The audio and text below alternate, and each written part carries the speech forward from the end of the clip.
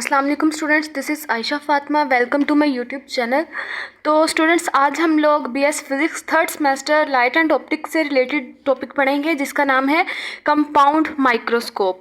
तो students, compound microscope जो है वो हमें भी किसी चीज़ को बड़ा दिखाने के लिए इस्तेमाल होता है, यानी कि किसी भी चीज़ की इमेज को बड़ा दिखाने के लिए इस्तेमाल होता है और उसकी डिटेल्स के बारे में हमें बताता है, यानी कि किसी भी इमेज को हमारे पास मैग्नीफाई करने के लिए, यानी कि बड़ा करके दिखाने के लिए हम जो है वो कंपाउंड माइक्रोस्कोप यूज़ करते हैं। एक सिंपल कन्वेक्स लेंस भी हमारे पास जो है एक सिंपल माइक्रोस्कोप के तौर पर यूज़ होता है, लेकिन जो हमारे पास कंपाउंड माइक्रोस्कोप है वो हम लोग तब यूज़ करते हैं जब हमें जो एक ऑब्जेक्ट है उसकी इमेज जो है वो लार्ज इमेज रिक्वायर्ड हो, तब हम लोग जो है वो एक कंपाउंड माइक्रोस्कोप यूज़ करते हैं। ठीक है स्टूडेंट्स, कंपाउंड माइक्रोस्कोप में स्टूडेंट्स हमारे पास दो कन्वेक्स लेंस यूज़ होते हैं। ठीक है, हमारे पास कंपाउंड, ये आप कंपाउंड माइक्रोस्कोप की डायग्राम देख लें। ये हमारे पास कंपाउंड माइक्रोस्कोप में दो कन्वेक्स लेंस यूज़ हुए हैं। ठीक है स्टूडेंट्स, और हमारे पास जो एक पहले वाला कन्वेक्स लेंस है उसकी जो फोकल लेंथ है, एक कन्वेक्स लेंस हम लोगों ने जो है वो शॉर्ट फोकल लेंथ वाला यूज़ किया है और एक कन्वेक्स लेंस जो है हम लोगों ने लॉन्ग फोकल लेंथ वाला यूज़ किया है। यानी कि एक कन्वेक्स लेंस जिसकी उसकी फोकल लेंथ स्मॉल है और दूसरे कन्वेक्स लेंस की जो फोकल लेंथ है वो लार्ज है। तो कंपाउंड माइक्रोस्कोप के ज़रिए से जब भी हम लोगों ने किसी भी ऑब्जेक्ट की जो इमेज है, ऑब्जेक्ट की इमेज को लार्ज करना होता है, तो कन्वेक्स लेंस हमारे पास जो ऑब्जेक्ट है जिसकी इमेज को हम लोगों ने लार्ज करना होता है कंपाउंड माइक्रोस्कोप के थ्रू, उसको हम लोग जो है वो उस कन्वेक्स लेंस की फोकल लेंथ के पीछे रखेंगे जिसकी फोकल लेंथ जो है वो स्मॉल है। ठीक है स्टूडेंट्स, तो हमारे पास ये देखेंगे ऑब्जेक्ट है, हम लोगों ने इसको शॉर्ट फोकल लेंथ वाली कन्वेक्स लेंस के पीछे रखा है। ठीक है, फिर ये जो इस ऑब्जेक्ट है इसकी इमेज बनेगी यहाँ पर। ठीक है, इस इमेज को हम लोग कहेंगे कि ये इसकी इमेज जो है वो एक इनिशियल इमेज है। ठीक है, हमारे पास फिर यहाँ पर इसकी जो है वो इनिशियल इमेज बनेगी और ये इनिशियल इमेज जो है वो उस कन्वेक्स लेंस के लिए ऑब्जेक्ट के तौर पर काम करेगी जिसकी फोकल लेंथ हमारे पास लार्ज है। ठीक है, और जो कन्वेक्स लेंस जिसकी फोकल लेंथ हमारे पास स्मॉल होती है उसको हम लोग ऑब्जेक्टिव लेंस कहते हैं, और जिसकी फोकल लेंथ हमारे पास जो है वो लार्ज होती है उसको हम लोग आईपीस बोलते हैं। ठीक है, फिर हम लोग जब आईपीस के थ्रू देखेंगे तो फिर वही ऑब्जेक्ट इस जो जिसको हम लोगों ने कन्वेक्स लेंस की फोकल लेंथ के पीछे रखा था उसकी इमेज जो हमें लार्ज नज़र आ रही होगी, तो ये फिर हमारे पास ये फाइनल इमेज बन जाएगी जिसका साइज़ जो है वो बड़ा है।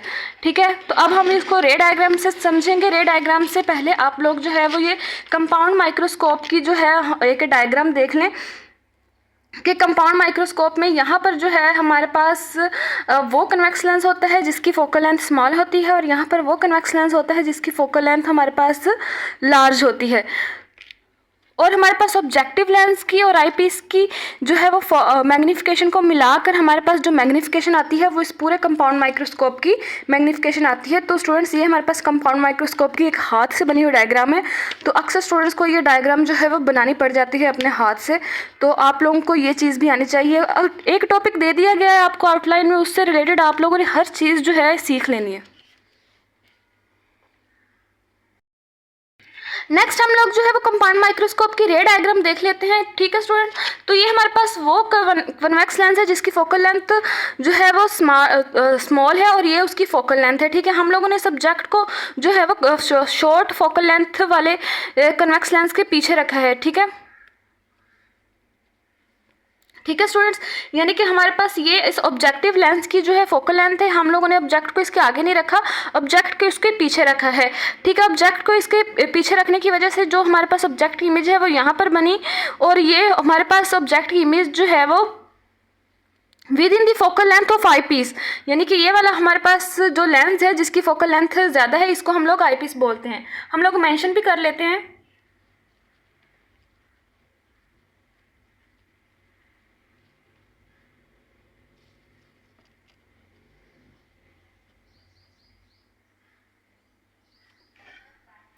हम लोगों ने मेंशन भी कर लिया कि ये हमारे पास जो है वो ऑब्जेक्टिव लेंस है और ये हमारे पास आई पीस है। हमारे पास उस ऑब्जेक्ट की इमेज जो कि जिसको हम लोगों ने ऑब्जेक्टिव लेंस की फोकल लेंथ के पीछे रखा है, वो उस ऑब्जेक्ट की इमेज जो है हमारे पास वो आईपीस की फोकल लेंथ और ये हमारे पास सेंटर ऑफ कर्वेचर है इसके दरमियान बनेगी। यानी कि ये हमारे पास FE यहाँ पर लिखा हुआ है, ये आईपीस की फोकल लेंथ है और ये जो है वो उस ऑब्जेक्ट की जो है वो इमेज है जिसको हम लोगों ने ऑब्जेक्टिव लेंस की जो है वो फोकल लेंथ के पीछे रखा है। तो ये उस ऑब्जेक्ट की इमेज है हमारे पास। अब ये इमेज जो है वो ये इस आई पीस के लिए जो है वो एक ऑब्जेक्ट के तौर पर काम आएगी। ठीक है, आई पीस के लिए जो है वो एक ऑब्जेक्ट के तौर पर काम करेगी। जब ये वाली इमेज जो कि आईपीस के लिए ऑब्जेक्ट के तौर पर काम करती है और ये जो हमारे पास इमेज है ये वो आईपीस की फोकल लेंथ और सेंटर ऑफ कर्वेचर के दरमियान बनती है, तो फिर जब हम लोग आईपीस से देखेंगे तब हमें जो है वो इस ऑब्जेक्ट का जो है वो साइज़ बहुत ज़्यादा बड़ा लगेगा। ठीक है, हमारे पास ऑब्जेक्ट के दरमियान और ये जो ऑब्जेक्टिव लेंस है इसके दरमियान में जो डिस्टेंस है उसको हम लोग यू से रिप्रेजेंट करेंगे और ऑब्जेक्ट के दरमियान और ये जो हमारे पास इमेज बनी है, ठीक है, जो कि हमारे पास आईपीस के लिए एज एन ऑब्जेक्ट के तौर पर काम कर रही है, इसके दरमियान में जो डिस्टेंस है उसको हम लोग वी कहेंगे। और जो हमारे पास फाइनल इमेज बनी है और जो हमारे पास आईपीस फाइनल इमेज और आईपीस के दरमियान में हमारे पास जो डिस्टेंस आया होगा वो उसको हम लोग वी प्राइम बोलेंगे। तो स्टूडेंट्स हमारे पास ये कंपाउंड माइक्रोस्कोप की रे डायग्राम है। अब कंपाउंड माइक्रोस्कोप की मैग्निफिकेशन क्या होगी, हमारे पास ऑब्जेक्टिव लेंस की जो मैग्निफिकेशन होगी और आईपीस की जो मैग्निफिकेशन होगी उसको हमारे पास जब हम लोग जो है उसको मल्टीप्लाई करवा देंगे तो हमारे पास जो है वो कंपाउंड माइक्रोस्कोप की मैग्निफिकेशन निकल कर आ जाएगी।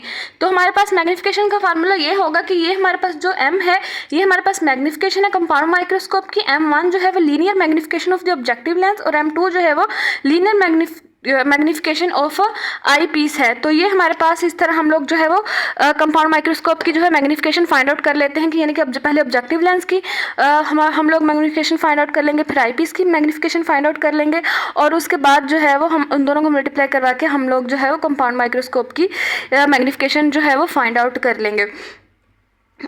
तो स्टूडेंट्स अक्सर कंपाउंड माइक्रोस्कोप्स के ऊपर लिखा हुआ है कि ये हमारे मल्टीप्लाई बाय 5 यानी और मल्टीप्लाई बाय 10 यानी कि ये जो चीज़ें लिखी होती है इसका मतलब ये होता है कि इसकी जो मैग्निफिकेशन है वो 5 गुना ज़्यादा है और इसकी जो मैग्निफिकेशन है वो 10 गुना ज़्यादा है। यानी कि this compound microscope have magnification 5 times more and 10 times more. तो जिस कंपाउंड माइक्रोस्कोप की जितनी मैग्निफिकेशन होती है यानी कि सिंपल माइक्रोस्कोप से उनकी जितनी ज़्यादा मैग्निफिकेशन होती है वो हमारे पास उनके ऊपर मेंशन होती है। और हमारे पास एक कन्वेक्स लेंस भी एक सिंपल माइक्रोस्कोप के तौर पर काम कर सकता है। नेक्स्ट स्टूडेंट्स हमारे पास मैग्निफिकेशन और रेजोल्यूशन ये जो दो प्रॉपर्टी हैं हमारे पास कंपाउंड माइक्रोस्कोप की।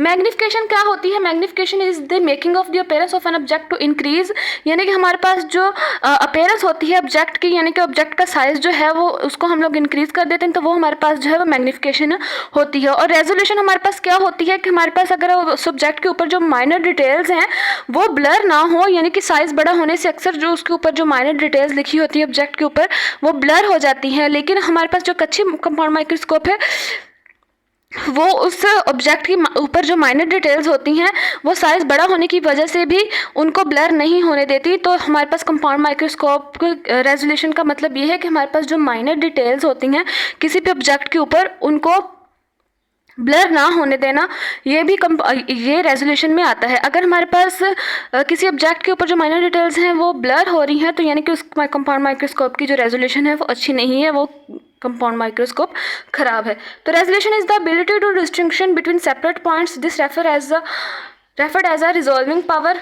To of a microscope. ठीक है स्टूडेंट्स, हमारे पास जिस तरह हम लोग देख लेते हैं कि ये हमारे पास एक पॉइंट है जो कि अनरिजॉल्व्ड है। ठीक है, ये हमारे पास जो है एक पॉइंट है जो कि अनरिजॉल्व्ड है। यानी जब हम लोग इस पॉइंट को जो है वो किसी भी माइक्रोस्कोप्स के थ्रू देखेंगे, अगर हम लोग जो है वो एक सिंपल माइक्रोस्कोप्स के थ्रू इस पॉइंट को देखते हैं तो वो हमारे पास कुछ इस तरह आता है, जस्ट रिजॉल्व्ड। ये सिर्फ जस्ट रिजॉल्व्ड है। ये हम लोगों ने जब इसको सिंपल माइक्रोस्कोप के थ्रू देखा है तो ये जो दो पॉइंट्स जो कि आपस में मिले हुए थे तो ये सिर्फ जस्ट रिजॉल्व्ड हो गए। लेकिन जब हम लोग एक अच्छी कंपाउंड माइक्रोस्कोप्स के थ्रू देखेंगे तो वो हमारे पास ये जो दो पॉइंट्स है ये अलग अलग नज़र आएंगे, यानी कि हमें पता चलेगा कि ये दोनों पॉइंट्स जो हैं वो अलग अलग हैं, बस देखने में हमें मर्ज लग रहे हैं, ठीक है। तो कंपाउंड माइक्रोस्कोप जो है वो हमें फुली रिजोल्व करके किसी भी ऑब्जेक्टिव माइनर डिटेल्स को दिखाता है। तो स्टूडेंट्स, अगर हम लोग चाहते हैं कि हमारे पास जो कंपाउंड माइक्रोस्कोप है उसकी जो रेजोल्यूशन है वो बहुत ज़्यादा हो, तो सबसे पहले हम लोग क्या करेंगे कि उसका जो ऑब्जेक्टिव लेंस है वो हम लोग थिक इस्तेमाल करेंगे। यानी कि कंपाउंड माइक्रोस्कोप में 2 लेंस इस्तेमाल होते हैं, एक ऑब्जेक्टिव और एक आईपीस। ऑब्जेक्टिव की जो फोकल लेंथ होती है वो स्मॉल होती है, आईपीस की फोकल लेंथ जो है वो लार्ज होती है। तो हम लोग अगर चाहते हैं कि कंपाउंड माइक्रोस्कोप की जो रेजोल्यूशन है वो ज़्यादा बेटर हो, तो जो हमारे पास पहला कन्वेक्स लेंस है जिसको हम लोग ऑब्जेक्टिव लेंस बोलते हैं, वो हम लोग थिक यूज़ करेंगे, ठीक है। और जो दूसरी बात है, हम लोग ऑब्जेक्ट के ऊपर जो है वो लाइट रखेंगे। यानी कि ज़ाहिर सी बात है कि हम लोग जो है वो अगर वो वाली लाइट यूज़ करें जिसकी वेवलेंथ छोटी हो, यानी कि जिसकी स्मॉल वेवलेंथ हो, डिफ्रैक्शन ज़्यादा ना हो। यानी कि स्मॉल वेवलेंथ वाली लाइट्स वो होती हैं जो कि एक पॉइंट को ही जो है वो रोशन कर देती हैं, लेकिन हमारे पास जो लार्ज वेवलेंथ वाली लाइट होती हैं, जिस तरह आप लोगों ने अक्सर देखा होगा कि येलो कलर का जो है एक बल्ब सा होता है, वो हमारे पास उसकी वेवलेंथ बहुत ज़्यादा होती है, वो हर चीज़ को दिखा तो रहा होता है लेकिन ब्लर कर करके। तो अगर हम लोग चाहते हैं कि हमारे पास कंपाउंड माइक्रोस्कोप की जो है वो रेजोल्यूशन ज़्यादा हो, तो हम लोग वो वाली लाइट यूज़ करेंगे जिसकी वेवलेंथ जो है वो शॉर्ट हो, जैसे कि ब्लू लाइट, उसकी वेवलेंथ शॉर्ट हो और हमारे पास जो कन्वेक्स लेंस है वो थिक हो। तो अगर हम लोग ये इन दोनों चीज़ों को ख्याल रखते हैं तो हमारे पास कंपाउंड माइक्रोस्कोप की जो रेजोल्यूशन है वो ज़्यादा होगी। Okay student, thank you.